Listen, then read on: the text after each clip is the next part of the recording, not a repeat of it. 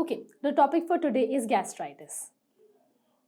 Gastritis जैसे कि it is an inflammation of the gastric mucosa. That is, gastritis is basically the inflammation of the gastric mucosa and is classified as either acute or chronic gastritis. ठीक है, the incidence of gastritis is highest in the 5th and 6th decade of life. Men are most frequently affected than women. The incidence is greater in clients who are with heavy drinkers and smokers, as there are heavy drinkers and smokers in men comparatively to women. So that is why the gastritis is most common in men. Now coming on, जैसे अब हमने देखा gastritis यानी कि inflammation, जैसे जो अपनी lining है स्टमक की जो लाइनिंग है, जब इसमें इन्फ्लेमेशन हो जाता है, this results in the gastritis. अब ये इन्फ्लेमेशन लॉन्ग टर्म अगर होगा तो वो क्रॉनिक होगा, और अगर शॉर्ट टर्म होगा तो वो होगा अक्यूट गैस्ट्राइटिस. ठीक है, coming on to the etiology of gastritis. Etiology of gastritis, it usually stems from the ingestion of corrosive, erosive और infectious substance. यानी कि हमने कोई corrosive, erosive या infectious substance inhale कर लिया है, डिग्लूटेट कर लिया है, खा लिया है, उसकी वजह से जो है it results in the gastritis. Aspirin एक बहुत इंपॉर्टेंट ड्रग है, या and other NSAIDs, non steroidal anti inflammatory drugs, जिसकी वजह से जो है गैस्ट्रिक लाइनिंग जो है उसमें इन्फ्लेमेशन होने लगता है. Chemotherapeutic drugs, steroids, acute alcoholism and food poisoning typically caused by staphylococcus organisms are common causes, जिसमें कि अपने होते हैं कीमोथेरेपिक ड्रग्स, जैसे कीमोथेरेपी अगर किसी पेशेंट की चल रही है, स्टेरॉइड्स है, एक्यूट अल्कोहलिज्म, बहुत ज़्यादा अल्कोहल इनटेक हो गया है, food poisoning due to staphylococcus organism, इसकी वजह से अगर फूड पॉइजनिंग हो जाती है, this results in the gastritis. Food substances including excessive amount of tea, paprika, clove, pepper can precipitate to acute gastritis. यानी कि तीखा खाना या टी, बहुत ज़्यादा चाय हमने पी ली, चाय पीने की वजह से भी एसिडिटी, जैसे लोग नहीं बोलते हैं कि बहुत ज़्यादा चाय पी ली तो बहुत एसिडिटी होने लगी, या बहुत तीखा खा लिया तो एसिडिटी होने लगी. ये एसिडिटी क्या, ये अगर एसिडिटी, इतना ज़्यादा एसिड प्रोडक्शन हो रहा है स्टमक में, तो ये आपकी जो स्टमक की लाइनिंग है उसको हार्म करेगा, which will result in the gastritis. Food with rough texture or those eaten at an extremely high temperature can also damage the stomach mucosa. बहुत ज़्यादा गर्म खाना अगर हम खा लेते हैं, बहुत ज़्यादा गर्म अगर हम दूध पी लेते हैं, तो उसकी वजह से भी जो आपका म्यूकोसा है वो भी डैमेज हो जाता है. Acute gastritis usually is a short duration unless the gastric mucosa has suffered the extensive damage. बहुत शॉर्ट ड्यूरेशन का होता है एक्यूट गैस्ट्राइटिस, यानी कि अगर आप कोई एंटासिड ले लें, या अगर आप कुछ ठंडा ले लें जो कि आपके पीएच लेवल को अल्कलाइन कर सके या न्यूट्रलाइज कर सके, तो उसको तो फिर ये नॉर्मलाइज हो जाता है. Now coming on to the pathophysiology of gastritis. Pathophysiology of gastritis basically होता है the mucosal lining of the stomach normally protects it from the action of gastric acid. The mucosal barrier is composed of prostaglandins. जो mucosal lining of the stomach है, stomach की जो अपनी mucosal lining है, stomach की जो mucosal lining है, it protects from the action of the gastric acid. जो गैस्ट्रिक एसिड का प्रोडक्शन होता है, देखो नॉर्मली जब हम लोग खाना खाते हैं तो क्या होता है कि खाने को डाइजेस्ट करने के लिए एसिड सिक्रीशन होता है, ये बात हमें पता है, HCl का सिक्रीशन होता है. तो अब जब इतना एसिड सिक्रीट हो रहा है तो उससे हमारा बॉडी भी, हमारा स्टमक भी हार्म हो सकता है. तो इसीलिए जो म्यूकोजल लाइनिंग है वो उसको प्रोटेक्ट करने के लिए होती है, तो उसको हम लोग म्यूकोजल बैरियर कहते हैं. तो अब इस म्यूकोजल बैरियर में कैसे प्रोटेक्शन होता है, इसमें होता है प्रोस्टाग्लैंडिन, पीजीज जिसको हम बोलते हैं प्रोस्टाग्लैंडिन. ठीक है, due to any cause this barrier is penetrated. अब कोई भी कॉज हो सकता है, या तो आपने, जैसे हमने पहले कॉजेज देखे, या तो हमने कुछ ऐसा खा लिया जिसकी वजह से, या कीमोथेरेपी या कोई ड्रग की वजह से जो है ये बैरियर जब पेनिट्रेट हो जाता है, दिस बैरियर इज पेनिट्रेटेड. जब ये बैरियर पेनिट्रेट हो जाता है तो hydrochloric acid comes into contact with the mucosa. तो अब क्या होगा, ये जब बैरियर पेनिट्रेट होगा तो ये HCl जो है ये डायरेक्टली म्यूकोसा से कांटेक्ट में आ जाएगा. ये हमारी स्टमक की लाइनिंग है, ये हमारा बैरियर है. ठीक है, एक हमारा बैरियर है जिसको म्यूकोजल बैरियर कहते हैं, ये हमारी ओरिजिनल स्टमक की लाइनिंग है. अब मैं यानी कि बैरियर कैसे ना कैसे भी पेनिट्रेट हो जाता है। मान लीजिए हमने कुछ खा लिया या कुछ ट्रॉमा हो गया या कुछ और कीमोथेरेपी जैसे हमने पहले कॉजेज़ देखे थे। अब ये क्या होता है, HCl इसमें पेनिट्रेट हो जाता है। अब इससे क्या होता है कि स्मॉल वेसल्स में इंजरी होने लगती है, ब्लड वेसल्स में, जिसकी वजह से एडिमा, हेमरेज या पॉसिबल अल्सरेशन फॉर्मेशन हो जाता है। ठीक है, so this is the total pathophysiology of how the acute gastritis occur. Clinical manifestation, as you know, epigastric discomfort रहेगा। एपिगैस्ट्रिक डिस्कम्फर्ट यानी कि जलन होगी, पेट भरा भरा सा लगेगा, एब्डोमिनल टेंडरनेस लगेगी, क्रैम्पिंग, ब्लेंचिंग, रिफ्लक्स, कॉमनली जो एसिड है वो रिगर्जिटेट होगा तो एसिड रिफ्लक्स कॉमन रहेगा, सीवियर नोजिया या वॉमिटिंग, बहुत ज़्यादा नोजिया वॉमिटिंग होने लगेगी, हिमैटियमेसिस यानी कि ब्लड आना, उल्टी में ब्लड आना, ये चीज़ होने लगेगी।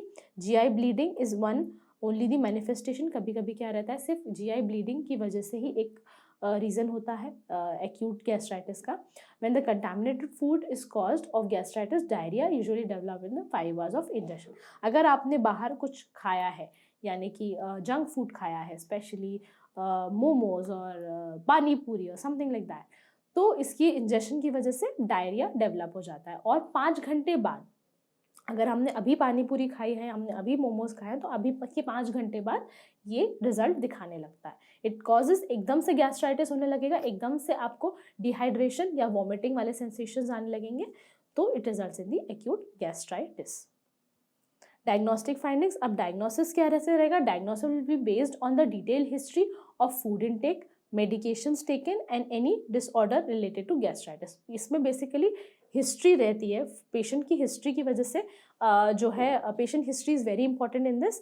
पेशेंट की हिस्ट्री रहेगी, उस हिसाब से हम लोग डायग्नोसिस पेशेंट का बनाएंगे कि उसको किस तरह का गैस्ट्राइटिस हुआ है। The physician may also perform a gastroscopic examination with endoscopy, endoscopy के साथ साथ एग्जामिनेशन होगा, and histological examination of biopsy as a sample. Medical management, अब गैस्ट्राइटिस ऐसी चीज़ है, acute gastritis, it will heal, मतलब वो टाइम के साथ साथ बॉडी उसको न्यूट्रलाइज कर देती है, वो हील होने लगता है। तो बेसिकली जो हमको पेशेंट को रिलीफ देना रहता है वो है सिम्टोमेटिक रिलीफ। तो सिम्टोमेटिक रिलीफ में एंटी एमेटिक ड्रग्स आ गए अपने। अगर पेशेंट बहुत ज़्यादा उल्टी कर रहा है, वॉमिटिंग कर रहा है, तो उसमें हम लोग एंटी एमेटिक ड्रग, उसमें आपकी सबसे अच्छी टैबलेट होगी डोमपेरिडोन, आप वो दे सकते हैं। एंटासिड्स या सिमिटिडीन, रैनिटिडीन, फैमोटिडीन, ये आपके एंटासिड्स हैं टू रिड्यूस दी पेन, मतलब famotidines are effective to reduce the pain. आप पेन रिडक्टिव डिवाइस वो ड्रग्स दे सकते हैं। और एंटासिड्स, एस्पिरिन देना अवॉइड करना है। एक्चुअली एस्पिरिन की वजह से सबसे ज़्यादा गैस्ट्राइटिस होता है। इफ इंजेक्शन ऑफ एनसेड्स, अगर पेशेंट को एनसेड का एक प्रॉब्लम है इंजेक्शन करने का, एक PGEI analogue may be prescribe to protect the stomach mucosa to inhibit the gastric secretion. कोई प्रोस्टाग्लैंडिन E1 इनहिबिटर जो है वो आप दे सकते हो, जिसकी वजह से पेशेंट का गैस्ट्रिक एसिड सिक्रीशन जो है वो कम हम करवा सकते हैं। डाइट थेरेपी, बेसिकली इसमें आपको डाइट बहुत ज़रूरी रहता है गैस्ट्राइटिस में। Initially foods and fluids are withheld until the nausea and vomiting subside. Once the client tolerates the food and diet includes the decaffeinated tea, gelatin, toast and simple bland foods. पहले हम patient को diet therapy में liquid diet से start करेंगे, foods और जो है nausea, जिससे कि पेशेंट की नोजिया और वॉमिटिंग जो है पहले सबसाइड होनी चाहिए। फिर उसके बाद जब वो पेशेंट टॉलरेट कर लेता है उतना फूड, फिर हम लोग उसको डीकैफिनेटेड टी, जेलेटिन, टोस्ट या सिंपल जो पतला खाना है, दलिया वगैरह, ये सब चीज़ें हम लोग पेशेंट को एडवाइस करते हैं। The patient should avoid the spicy food avoid करना है, कैफीन अवॉइड करना है, लार्ज एंड हैवी मील्स हमको अवॉइड करना है। In the continued absence of nausea, vomiting and bloating, the patient can slowly return to the normal diet.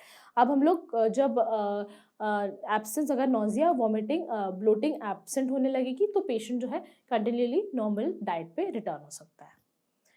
Coming on to chronic gastritis. After the lecture, we'll be revising acute gastritis and chronic gastritis once again. ठीक है, chronic gastritis यानी कि long term gastritis. Patient को gastritis रहा है, हो सकता है माइल्ड रहा हो सकता है बहुत सीवियर रहा हो बीच में, बट बहुत लंबे समय से रहा है, तो this is called as the chronic gastritis. अब ये 3 तरीके का होता है, superficial gastritis, atrophic gastritis and hypertrophic gastritis.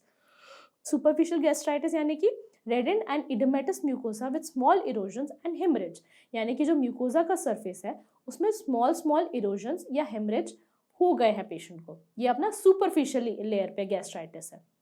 Atrophic gastritis which occurs in the all the layers of stomach की सारी लेयर्स में जो है इरोजन्स प्रेजेंट हो गए हैं, which is called as the atrophic gastritis, frequently in association with the gastric ulcer and gastric cancer, and invariably present in pernicious anemia. It is characterized by a decrease in number of parietal and chief cells. What are parietal and chief cells? These are the cells of the lining of the stomach. तो जब ये parietal और chief cells रहते हैं, ये जो है आपके स्टमक के एज अ बैरियर प्रोटेक्ट करते हैं। तो जब ये इनका साइज डिक्रीज हो जाता है, ये नंबर डिक्रीज हो जाता है, which it is a reason for a chronic gastritis, ठीक है। और जब ये पूरी लाइनिंग को हार्म कर देता है तो इसको हम लोग एट्रोफिक गैस्ट्राइटिस बोलते हैं। उसके बाद hypertrophic gastritis which produces a dull nodular mucosa. अब क्या था, जो सुपरफिशियल गैस्ट्राइटिस था उसमें स्मॉल इरोजन्स बनने लगे थे, ठीक है। एट्रोफिक गैस्ट्राइटिस जो था वो अल्सर फॉर्मेशन हो गया, ठीक है। ये इरोजन्स जो है वो एक स्टेप आगे जाके अल्सर फॉर्मेशन करने लगे। अब हाइपरट्रोफिक गैस्ट्राइटिस यानी कि अब डल या नोड्यूलर म्यूकोजा, उसमें इरेगुलरली थिकन्ड नोड्यूलर म्यूकोजा बनने लगेगा और बहुत ज़्यादा हेमरेज प्रेजेंट होने लगेगा, माने नोड्यूल फॉर्मेशन होने लगेगी, माने एक स्टेप और। तो हम लोग इसको 3 में डिवाइड करते हैं, पहले जो इनिशियल है सुपरफिशियल, फिर एट्रोफिक, फिर हाइपरट्रोफिक, ठीक है।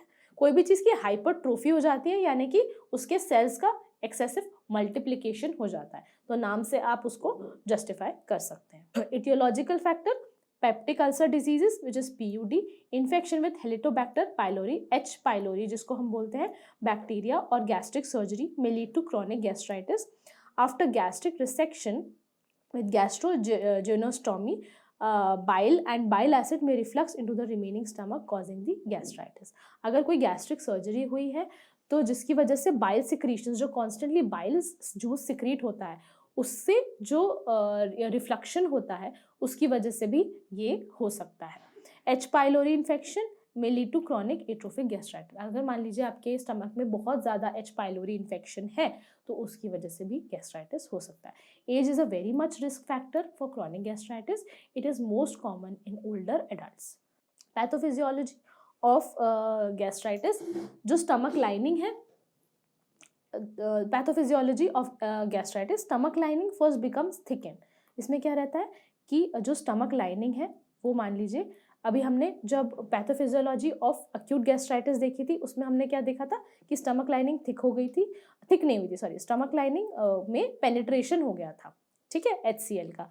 अब इसमें क्या होता है, स्टमक लाइनिंग जो है थिकन हो जाती है, थिक हो जाती है, जैसे नोड्यूलर एंड इरिथेमेटस हो जाती है, ठीक है, thicken and erythematous and then becomes thin and atrophic. फिर उसके बाद टाइम के साथ साथ पतली और एट्रोफी हो जाती है, यानी कि बिल्कुल ही उसके सेल्स जो है वो डेड हो जाते हैं, ठीक है।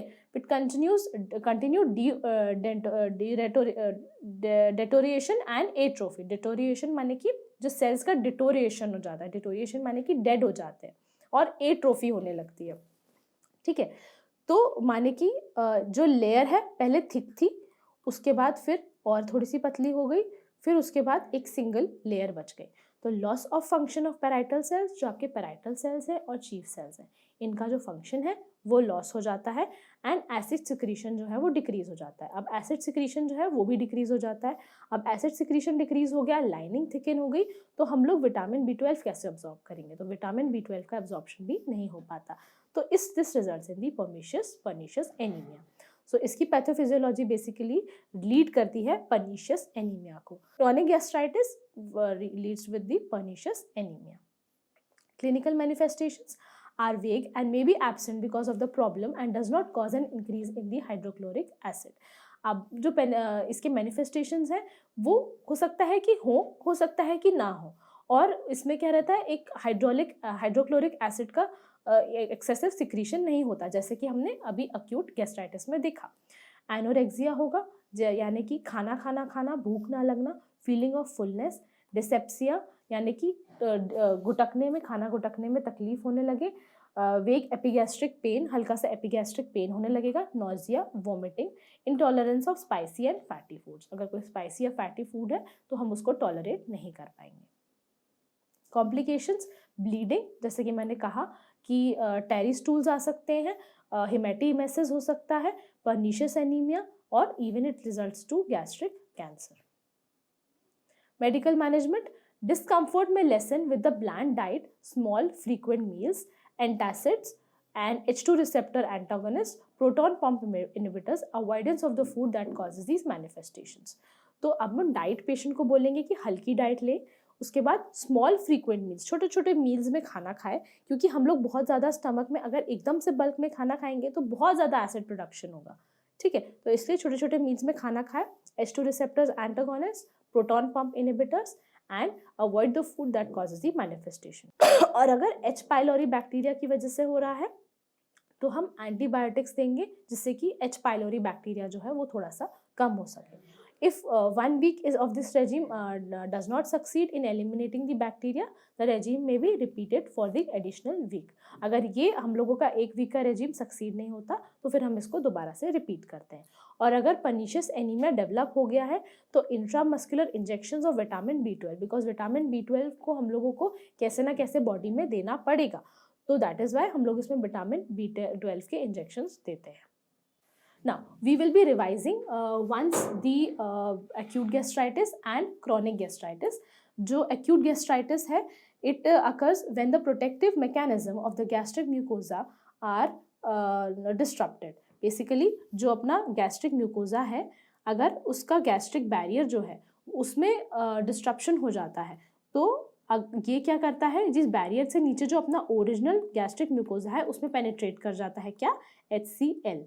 तो HCl के कंटेंट्स पेनिट्रेट कर जाएंगे और जिसकी वजह से जो है एक्यूट गैस्ट्राइटिस होने लगेगा, ठीक है। अब ये HCl यहाँ पेनिट्रेट कर जाएगा तो it will harm the mucosa, ठीक है, this is called as the acute gastritis. On the other hand chronic gastritis में क्या होगा, एक thick layer of mucosa present है, ठीक है, पहले उसमें हाइपरट्रोफी होने लगेगी, फिर धीरे धीरे वो थिन होने लगेगा, उसमें एट्रोफी हो जाएगी, फिर और थिन होके पतला लाइन हो जाता है, पतला लाइनिंग ऑफ द स्टमक हो जाती है, जिसकी वजह से HCl या एसिड प्रोडक्शन जो है वो नहीं हो पाता। अब अगर एसिड प्रोडक्शन नहीं हो पा रहा है तो और एसिड हार्म नहीं कर पा रहा है, okay, we'll see a short differentiation of acute gastritis and chronic gastritis once as a revision. This is your acute and this is a chronic gastritis. Now, what is acute gastritis and what is chronic gastritis? It can be seen by the endoscope. ये आपको endoscopically easily visible हो जाएगा, लेकिन ये आपको endoscopically easily visible नहीं होता। It is diagnosed by histopathology. histopathology लेनी पड़ती है इसकी, तब ये diagnose हो सकता है, ठीक है। It is induced by aspirin. Basically aspirin और NSAIDs इसका मेन कॉज होते हैं, और इसका H पाइलोरी होता है, हेलिटोबैक्टर पाइलोरी, ये इसकी वजह से होता है। ये और भी रीजंस की वजह से हो सकता है जैसे मैंने प्रीवियसली आपको बताया, but most common cause is the H pylori. अब इसमें क्या रहता है कि इसमें जो है गैस्ट्रिक म्यूकोजल बैरियर जो है वो अपना डिस्टर्ब हो जाता है। गैस्ट्रिक म्यूकोजल बैरियर है, किसी इसकी लाइनिंग जब खराब हो जाती है तो HCl का पेनिट्रेशन होने लगता है, जिसकी वजह से जो म्यूकोजा का लेयर है उसमें इन्फेक्शन हो जाता है या लाइनिंग खराब हो जाती है जब, तो this results in the acute gastritis. और जब क्रॉनिक गैस्ट्राइटिस में क्या होता है कि when the lining it results initially it results in the thickening and then it results in the atrophy, और फिर एक single layer of lining present हो जाती है, ठीक है। इसमें क्या रहता है, एसिड सिक्रीशन तो ठीक है, लेकिन इसमें क्या रहता है, विटामिन B12 का एब्जॉर्प्शन नहीं हो पाता, तो this results in the pernicious anaemia. इसमें पर्निशियस एनीमिया होने लगता है। इसमें क्या रहता है, एक्यूट गैस्ट्राइटिस में माइनर हेमोरेज हो सकता है और हल्की सी ब्लीडिंग या ऑक्लर ब्लड जो है आपको स्टूल्स में दिखने लगेगा, ठीक है, that is your acute gastritis.